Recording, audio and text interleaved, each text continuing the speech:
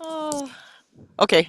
If that's okay, I'm gonna go first because I kind of want to listen to everyone because I was in Whistler last week and then I on Salt Spring for the next 2 weeks and I didn't really read that much. So what I did earmark some stuff, but um, I will just say I started on page 75. I'm totally cheating. But what was the section here? It was, the patience is required, and in this business model, as we know, a lot of people like to speed up the process. And you can't do that. You have to actually learn the basics. There's that. I definitely have. I've had an affinity with the beginner's mind, and it. I really feel it with the ADHD. Like I literally live in the present and the now, and my brain literally waves my past experiences that I literally start like with childlike wonder often. Um, yeah, it follows the attention in the now. The comforting fact of that was thinking that there's a lot of great thinkers and innovators that are with this released mind of letting go their past and just starting fresh. I thought it was interesting that game Go, which I've never even seen it or heard it before. Have you guys? But the fact that the computer beat the grandmaster was kind of not surprising with AI today. Let me see. Let go of what our experience have taught us. That was interesting. Yeah, that's kind of my take for this week. I didn't really get that far, but you know, I'm in nature. I'm in nature. Arlene, You're what book are camping. you reading? Well, Am I not reading the right book? Oh, maybe it's the next book. Oh my gosh, that's how out of touch I am. Okay, I I gave think you a little you're a teasers. book behind. Thanks, Shannon. What? Wait, what's the title of your book? Because I was like looking through my pages. I'm like, did it say I'm like, that? that doesn't sound. The That's like, creative act of being. Oh, See that's how the in the now next, I am?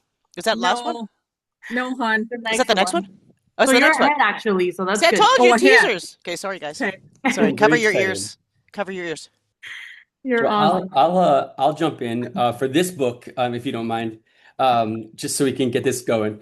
But so actually, I really liked this part because there's a whole bunch of things that jumped out to me. But um, I don't want to take away from everybody else who's going to speak. So, but the things that jumped out were like I love the part when he's talking about the building of principles. He's going through the whole thing about why he does it, but I love the story he tells about Hawaii and about how he's there with his then girlfriend or now his wife, and he does what everybody else would do. They go up to the room and get down to business, and they get down to business is they put down all their values on paper and like what they want to do with what they want their life to look like and their principles and things like that. I thought that was really well. I thought that was really funny, but also I love that they put that down and they like he kind of imprints it on his family's mind, and almost to the point where he says that they get irritated with hearing it so much. Um, and I love that he has a family, like a family standards to which they live by. And I think that the way that he applied it to the business also was pretty clever. And I think that they all kind of speak to it. I have a family friend that did the exact same thing with their kids, and they make them repeat it almost like a line leader type of fashion, like when they were younger. It was kind of cute. And then it's been ingrained in their head for so long that they literally just live by it as they're trying to do. Which then he talks about the Nordstrom story.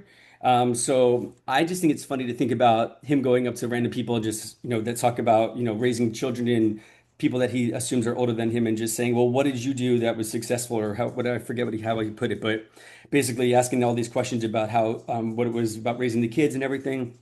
And I think it's interesting that he'll just randomly go up to people.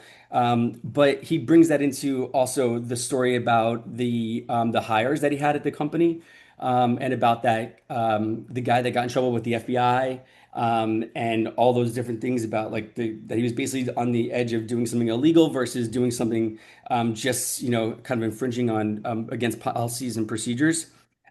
But basically saying that if kind of correlating it to the Nordstrom story, that if you say you're going to do something, you have to continue to do it. So if you're say you're going to take something away as a penalty, you got to make sure you continue to do it. So then these people, he didn't really want to fire him, but he had to because of the illegal, obviously, exposure to compliance, but also because if he doesn't do that, then he doesn't have much merit behind it. So I like the way that he continues to kind of correlate personal stories with stories about the business.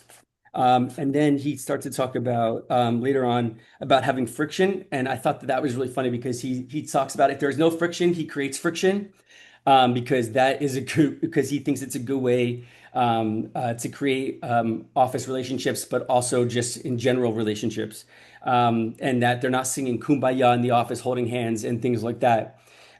This is really funny because I worked for Amex for about 16, 17 years. And there was always friction. So they didn't have to be anything created. But it's interesting because to his point throughout here, the friction creates the relationship, but in a way that you are able to actually talk it through, which then then it helps create those other relationships throughout your professional career and also outside into your personal life. So I like again how he goes into all these different things. And I like how, oh, and I think I forgot to also mention the book club that he created, which I thought was really great. He created the book club talking about the book of the month and how he related that to the compliance piece, how he wanted them to know the values. Where was it? He had created two books, and it was because he wanted to communicate to everyone that we had zero tolerance for unethical behavior. So I thought it was kind of funny that he did it that way, and that kind of goes into the friction. And the last thing that he talks about that I liked was on here. Oh, was that how he related creating a contract. So he said, when people get married, they have a prenup. And the same thing has to go with the business. Like everything that didn't have a contract to it always ended up messy and time consuming and all that kind of fun stuff. And I thought it was really funny how he kind of went through that, having been through a pretty messy divorce. I think it can go either way, realistically, whether you have one or not. But also, I think it's kind of interesting how he related it to the business, and that if it wasn't in the contract, it created for a messy divorce. So again, his story is. I think Jay, you said you know this guy, right? Like so. These stories are really interesting, and I like the way he kind of just brings it all together. And I found myself laughing a lot of times in here and just kind of nodding along with him. So I really like So this is probably so my his financial services story that he talks about in the book, yeah. he started with WFG. That's who he's Oh, talking about. really? Yeah. Oh, So that's kind of funny. he was with them for almost 8 years. Oh, And wow. then he went off and started his own when he was 30. So like he started with them when he was 22 years old, with Ed Milet and those guys. So No way. that's his story. And then he found a niche in the Hispanic women and the African American, and then he built his financial services, and then he sold it. He sold it 3 years ago for 250 million. Oh, oh, that's Yeah. awesome though. I didn't know it was WFG. That's pretty interesting. Well, anyway, that was my take on it. I thought this was probably of the two sections so far. This is probably my favorite section. Well, I'll jump in really quick because I kind of had the opposite feel. I was just kind of this section. I was just kind of like, okay, it felt like another book that we had read before that was just mostly about hiring and firing. It was going on and on about hiring and firing. Everything you literally said, Justin, was the notes and the highlights I took because those were like the only things that I guess not the only things, but the major things that I could like flip it into something that applied directly to me, you know? One of the things that I found at the beginning of the second section was the Solve for X worksheet. So I folded this whole page down because I'm about to use it on for our HOA, our association. I don't know if you guys know, but I'm on the board of directors here in my HOA. I don't know what the heck I got myself into, but it's always a mess, and I always find that nothing gets done unless I do it. So when I ran into this page and I'm like, like who's needed? Whose buy-in do we need? Like assign responsibilities, and then he segues into like you need to um something about like gathering your team, right? So basically, getting a team and not trying to do it on your own. And the way to do that is to remove like your ego out of it instead of thinking like, oh, I can do this all on my own. Which, for the record, I don't think I can do this all on my own. It's just that these people don't participate in anything, so it just gets done because I end up doing it. But we have a meeting coming up, and I'm going to implement this whole solve for X worksheet because I'm gonna need them to start stepping up. Um, and then the other thing that I liked about that second move, I highlighted here, see your role as the one who created the issue and the one that has the power to solve it. And that's in anything. He wasn't even specifically saying like if you were the one that caused the issue. It's just that if you know about it and you're involved some way, take it upon yourself. Like take the like think like, oh, I caused it and I can help solve it. Like become ownership of it, and not just you yourself, but everyone involved. Because when everyone involved in that problem thinks of it that way and takes ownership, a solution comes faster, is what I kind of gathered from that. And then I did like the what you said, Justin, about I mean, actually you said the FBI story, but you were talking about a different one. I was talking about the one that was an FBI agent that got infiltrated into the mafia. So he, that portion of it was like really know and do your due diligence about the people you hire or trust with sensitive information, not just like your hires, but like people you trust with, your personal stuff in your life or whatever, or you're allowed to come into your life. And basically he was like, oh, this FBI agent infiltrated the mafia, was in there for all these years and got 212 people arrested. Great. When they told him, okay, you can come out, he was like, no, I'm gonna stay a little longer until I become a made man, right? And in my mind, I'm like, a made man, like, like he's still profiting off of like working for them undercover plus his FBI job, and the FBI had to go rat him out, like, hey, just FYI, your right hand guy is like one of our agents, and they had to like remove him that way because he got so greedy he didn't want to come out of that agent role or whatever, like, or Network. yeah. And then the whoever was like the leader of the mafia, which I thought was such an interesting story. It doesn't say here, and I don't know, I didn't look it up if they went and did something to that guy, Donnie Bronco or something like that. But it says like the leader of the mafia, they found the guy who hired him, Sonny, murdered and with his hand cut off, right? And it was interesting to me because it's like they didn't even go after the Donnie guy. They went after the guy who let him into the like the whole space basically. And like the symbolism behind it, I guess he said you let this guy shake all our hands, and then they found him with his hand cut off. So I thought that was super interesting. Um, One of the things that I did like too was like the whole prenup versus um what is it, prenup and contracting that Justin had said. So I always used to think that prenups were like for like millionaires and rich people. Like when I was younger growing up, I thought it was just for like the millionaires and everything. And the older I get, the more I realize that it's for everybody. And there's already actually a prenup already out there in the air. It's just a matter of like you want your own and have that filed, or you're just gonna take the government's prenup and whatever they assign you when and if that time comes. Um, I did like the part where it says, I highlighted here, when you compromise standards at the top, you create an environment in which low standards are accepted. It's all downhill from there, and that just ties into, him setting up all his core principles and everything. And I love that he could do that with his family, his wife first, then his kids, then the company as a whole. And he even has a little section here, communicate your expectations clearly, early, and often. That way, when it's time to execute or like keep your word on whatever you said, it doesn't, it feels fair. Like it's fair for everyone because it's like, I told you, hey, you're being late every day and you said you were a reliable person. Yeah, but it's only 8 minutes. Yeah, but you said you were a reliable person. So show up on time or don't show up at all on Monday. Um, and that was, I mean, that was pretty much it for me. Um, on like actual things that I, will share with you guys. And then that's it, because the rest was just like basically just what Justin had said. But I do like it. I did like the first section of it better. This one is just kind of like, okay, hire slowly, fire gently, that kind of stuff. So I'm excited to move on. Although Lola, this is a good chapter for what we talked about last week. Yes, I agree. That was on my mind when I saw that too. Because I would tell you, like my probably one of my struggles is that I usually hire slow, but I also fire slow.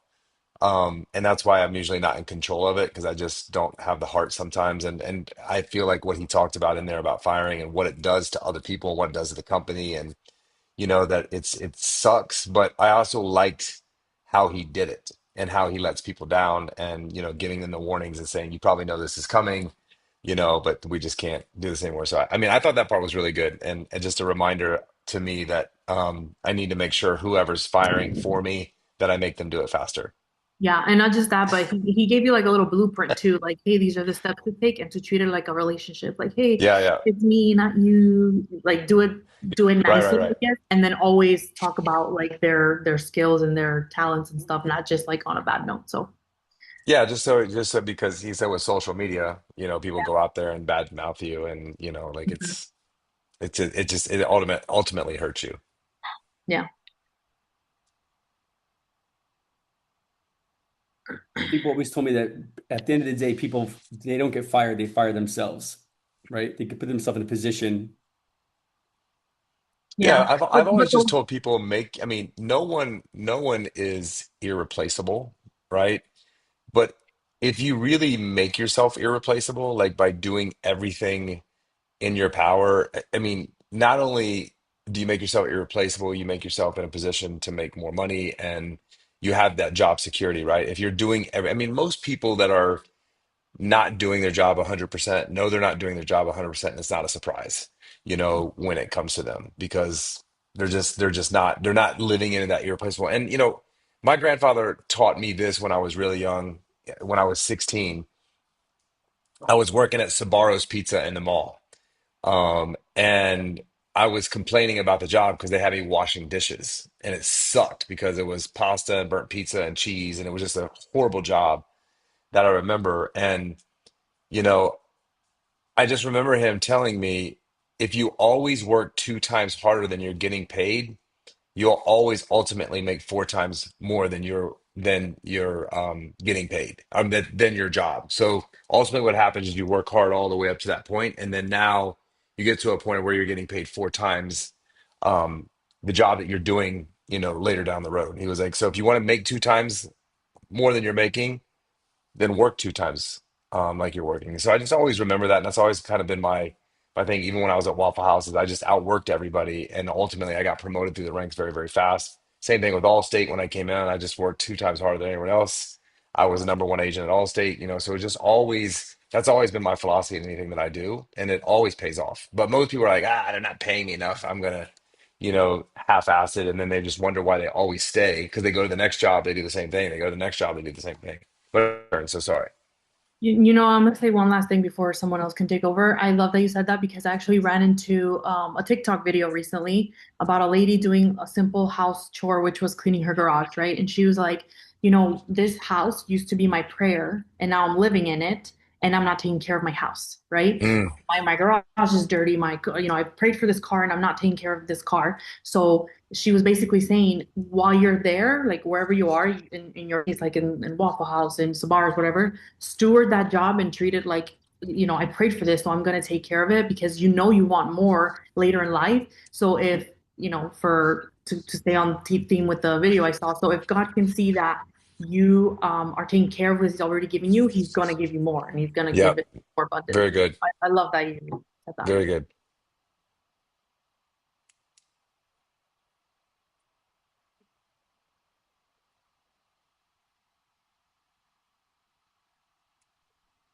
Jay, did you have anything else you wanted to share?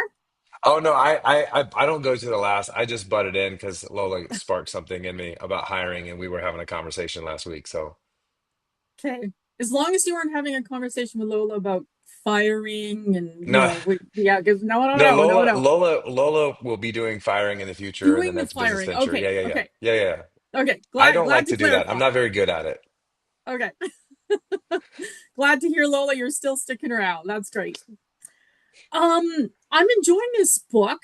There's a few areas that I find he kind of jumps around a little bit, but where I first started off my notes was he talks about what I can't control and the methodology and the X methodology that he uses. And I think this is really good because in so many, of course, business and life situations, I think we let our minds go in one direction and we add worry to it. But really, we have to be able to separate out the ability to figure out what we can and can't control. And then when the situation comes up is, do we really know what's at the essence of the situation? So he talks about like to keep digging and asking why. And then why did that happen? And to me, it's like that peel the onion where you keep asking questions and you kind of dig till you really get to the core of what the issue is. And like I say, I find when I'm reading this book, I look at it for business, but I also look at it for personal.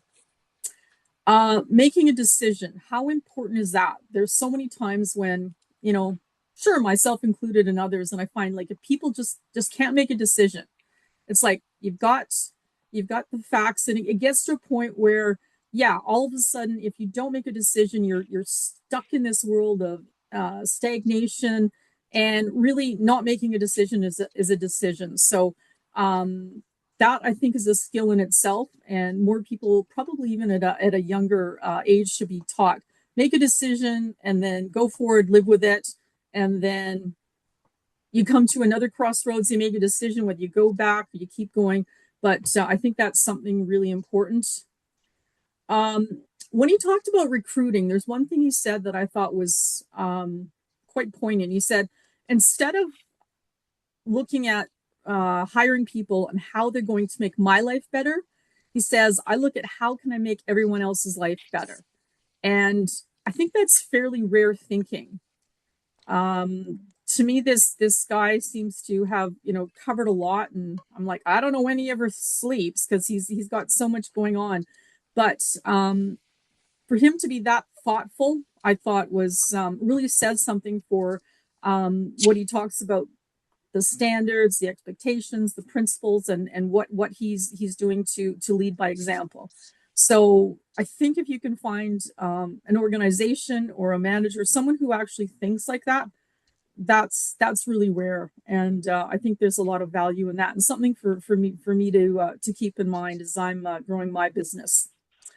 The mob, the consigliere, the trusted friend, and the Donnie Brasco who infiltrated the mob family.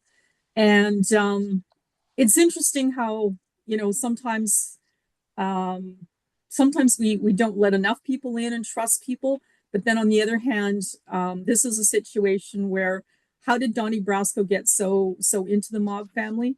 And the one word that came back was simple. It was greed. And that's really what he did and what he focused on to be able to get to the place that he was with the family. And it really does go back to trust and I guess asking questions. And yeah, do we ever really know who people are? I don't know. I think we can only take them for what we see and what we experience. And sometimes I think we're only entitled to so much when it comes to work colleagues as well. He talks about a contingency plan for people. And he talked about how Bill Gates left Microsoft, and how after he left, the business was still in a position to grow exponentially.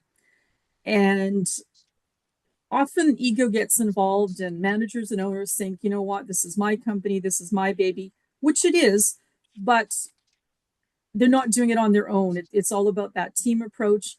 And if the old saying, what if they got hit by a bus? What would that mean for the organization? And for all of us, having a contingency plan in place, I think, is really important. Speed is critical for momentum.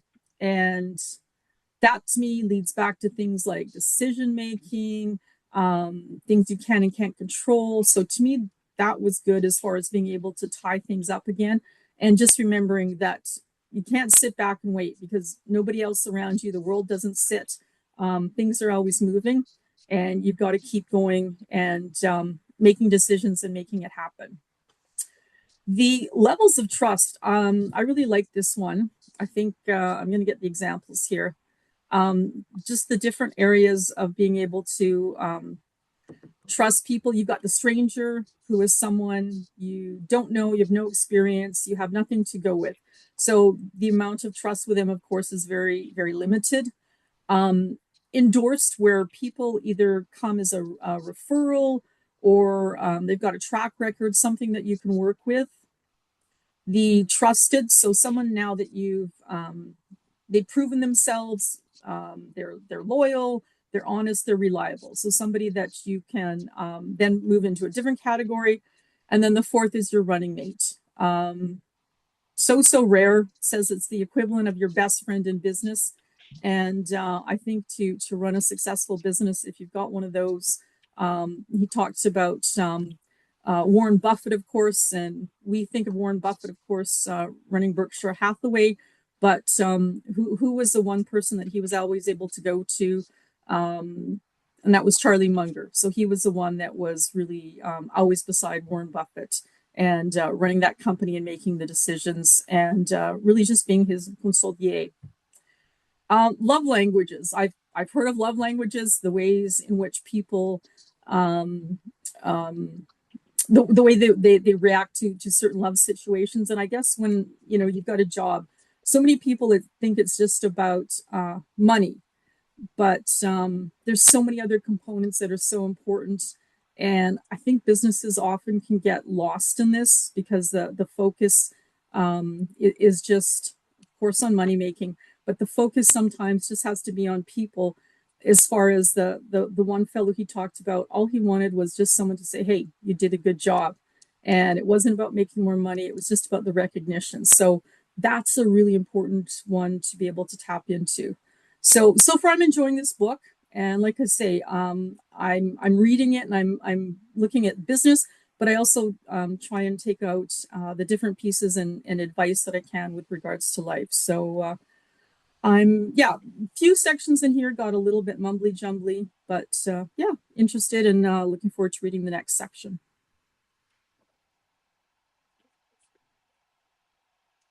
I'm going to respectfully decline adding anything in today. I'm just going to listen today. So Jay, you're up. Why is that, Shannon? Well, I haven't read it deeply, and the parts that I did, I'm not a good person to be super emotional with other people, so I am going to respectfully pass. I find that hard to believe. What do you mean? I That I'm mean, you passing seem an opportunity to stand up and hi, or what do you find hard to no, no, believe? no. I'm saying to be emotionally, I find that hard to believe that you are not great at that. I would say that you have, I mean, from what I know, you seem to have good emotional intelligence, Well, I do and have be able good to read emotional people. intelligence, but I have a hard time showing weakness. And so some of these things, like that, I didn't apply them to business, but I applied them to my own personal life. I'm like, oh, so yeah. So I'm Okay. just gonna listen today. Okay, awesome. Well, your background and your house is always so beautiful. Thanks. It's always very relaxing. When Thanks. you're sitting in your red chair with your pink flowers and your green background, it's like, is that real or is that a background? Um, so I this book for me is hitting a lot of different places because um he keeps talking about the truth. And I think again, like you said, Rhonda. I believe a lot of these books, I mean, even if you're not in business, even if you're not a CEO, like he even talks about the entrepreneur, which I really, again, goes back to my grandfather, right? Like he was always telling me you don't need to have a title to have a title. Like you need to, automatically have the title, take the initiative, and show that you have the skill sets and the abilities to actually have the title before you have it. So, you get the title because you've, shown you can handle the title. And so for me, like one of the big things as an entrepreneur and having multiple businesses, I think in my life, every morning I wake up with very high cortisol, very high stress, a lot on my mind. I never wake up in peace. And every morning I just, I say to myself, I wish I could wake up in peace, but I just believe the life that I've chose, I'll never have that. And I really, when I really think about it deeply, I don't think I would have another life. I think I would not fit. I would be bored. And then I would be on the other side of like feeling unfulfilled. And I think having the stress and having the high cortisol in the morning versus being unfulfilled, I think would be worse. And so when he talks about the frustrations of a business and the decisions and the ups and the downs and they're just a part of the business. It's just a reminder when I wake up with that high cortisol in the morning that high stress or when things happen and I go into solution mode. And sometimes in my own head, in my own subconscious, I'm just gonna let you guys inside my head. I'm just like, why does this stupid crap have to happen? Like, why do people have to, and it's like, this is what I get paid for. This is why I've created success in my life is because I'm a problem solver.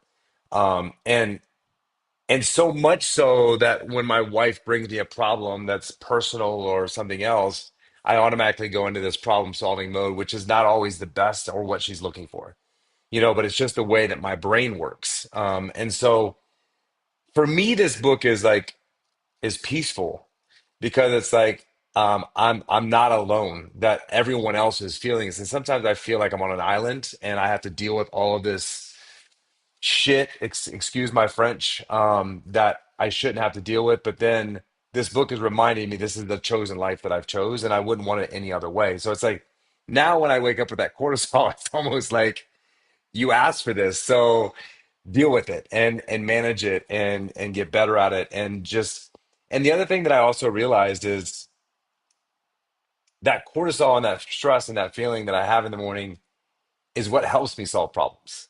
Um, And so if I didn't have it, I don't know that I would be constantly thinking about elevating and taking my game to the next level, taking my business to the next level, helping people get to the next level, because there would be no drive for that. And the drive is that stress and that cortisol. So kind of what I'm listening to in this book is, and I had this conversation with my wife, right? Because in our relationship, we have ups and downs. In your business, you have ups and downs. There's never a straight rocket to the sky. And I just, those downs are the moments that make you better. The rockets don't make you better. When you're on top and you're going to the top, you don't get better there. You get better when you get kicked, and when you get put down. And that's when you really start to think through and evolve. And I think evolution comes from that stress and those problems that come up. Evolution doesn't come from you just rocket shipping. And the thing is most entrepreneurs, most people, me included, most people don't know what I'm sharing with you guys, right? I'm calm, cool, collective, no stress. My wife never feels stressed from me. My kids never feel stressed from me. No one ever feels stressed from me. Everything is perfect. And so in my mind, I'm just like, God, all these other guys are playing the same game, right? Because it's not good to let that show, because if you let that show, then you're defeated.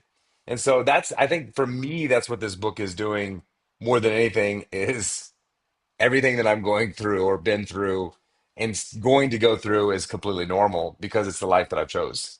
And I wouldn't want any other life. And so, just a couple of things I want to read to you guys that, that hit me. It says, over a lifetime, success in business, whether as an entrepreneur, as an entrepreneur, or any other career choice, requires a particular mindset, an aggressive and unyielding approach to solving problems. The best strategy is to hone your ability to process issues. And I think that's probably what I'm really good at is when I have that cortisol is I automatically go into problem solving is like, how do we resolve this issue? And Justin and Lola work with me and they see it all the time. Like when something comes up, it's always like, okay, cool. How do we fix it? Like stuff's going on with, LifeWave. I go into action mode and hey, I'm going to meet with David. I'm going to meet with the executives. Because everything could be solved, right? And sometimes people don't like that on the other side, but that's just the way my brain works. And so the other thing is I love what he said. The myth of solopreneurship is instead of being selfish and looking to see what I could take from other people, you talked about this, Rhonda. I learned to focus on what I could give them, and I improved my own worth in the process. The paradigm shift, the one decision that changed my life for the better, I stopped asking how other people could make my life better, and instead I asked, how can I make everyone else's life better? And so my mother-in-law, she does these things and they're pretty cool. But she did this number thing. I don't know if anybody speaks Spanish. I don't know if it's in Spanish. It's called Psychomatrix chart. And it's based on your birth date and it's based on your letters of your name and your mother's maiden name and all these numbers. It kind of just basically tells you. And this thing pegged me like 100% of who I am. And even the things in my life that don't come easy to me, that I have made them my strong points in my life, not knowing that they didn't come easy to me, that I made it my strong point, like discipline.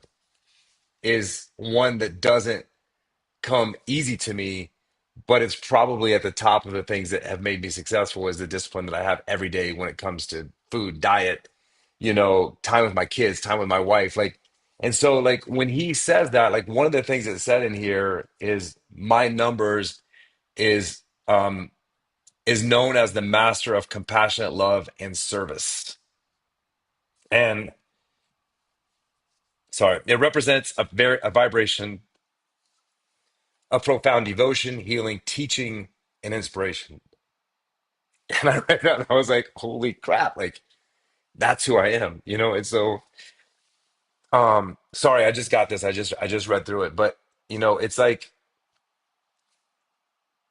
if you try to make everyone else better in your circle, everything else is going to happen for you. And I think so many people are so egocentric and so self-centered in our world, and that's the reason we have the problems that we have. And I think, Patrick McDavid is a very successful human being. He's a very well-spoken individual, very educated, but not educated. He's self-educated. And a lot of stuff that he talks about in this book is just like is very real. And like you said, Rhonda, a lot of these I try to apply to business and personal because I feel like every business book, the love languages that you talked about, right? I mean, that book, every single person that you work with or that works for you or with you has a love language. Um, and if it's positive affirmation, if it's gifts, if it's recognition, if it's, whatever it is, if you could try to figure out what those people's love language is, with the people, even on your team, Rhonda, or Arlene and LifeWave, like what's their language? Because I feel like we treat everyone the same, right? We have a personality that is our personality that we've evolved into. Like I see it with my little girls. My little 5-year old, like she is bossy, she is impatient, she is a bully with her sister, and no one taught her that. Like that's just her personality that she has that's inside of her, right? I mean, the other one is the complete opposite of that. So, you know, I need to understand what Sky's love language is. I need to understand what my daughter's love language is, what my wife's love language is, what Lola's love language is, what Justin's love language is, and then try to work within those because I think that's going to impact people's lives versus it being my love language and what speaks to me. So I think those are the biggest takeaways in the book for me is I'm on the right track. I'm doing what I'm supposed to do, and God has a very mysterious way of speaking to you on a daily basis. And, my mother doing this for me and the books that you read and stuff that comes into our life. And I know like sometimes like this book is very, very business heavy. Um, but again, for me, it's also very personal because I think you manage your household like you manage your business. You manage your personal affairs like you manage your business. Like how you do one thing is how you do all things. So you're not a different business person than you are a mom or a dad or a brother or a sister. You're going to operate in the same confines. So just figuring out how that is, and then really, if you want to have impact in this world, you got to figure people out. And I think this what this book is all about is how to help figure out people. And that's what he said. Like he likes to just sit back and watch people and see what they do and see how they interact and how they move. So I'm a fan of the book. I know it's very business and we kind of lean personal and business in this book club sometimes. I just hope not to lose some of you and um, you know, because I love seeing you guys show up. I really do because I just feel like, this is gonna help every single person grow and just thank you guys for being here and being on this journey with me because I think, another 10 years from now we're all going to be a lot more grown and I would just say the only request I have is to pay it forward and bring people along the way and invite them in here or share the knowledge in some of these books with people and just say, hey, this is what I learned today, or share it on social media. Hey, this is what I learned today. I read this and this is what I learned about myself. And that's really how we can impact the world is just kind of sharing our knowledge with people that, are not readers or, don't have discipline or are not part of this group or, so just let's just do more of that together. Love it. Good ideas. Yeah, thanks, Jay. Thanks, everybody. Thank you, everybody. We'll see you Y'all guys have a next great day. week. Thanks for coming, you guys. We'll see you Have a next great week. week, all. Bye bye. Bye, Julia. Bye, JG.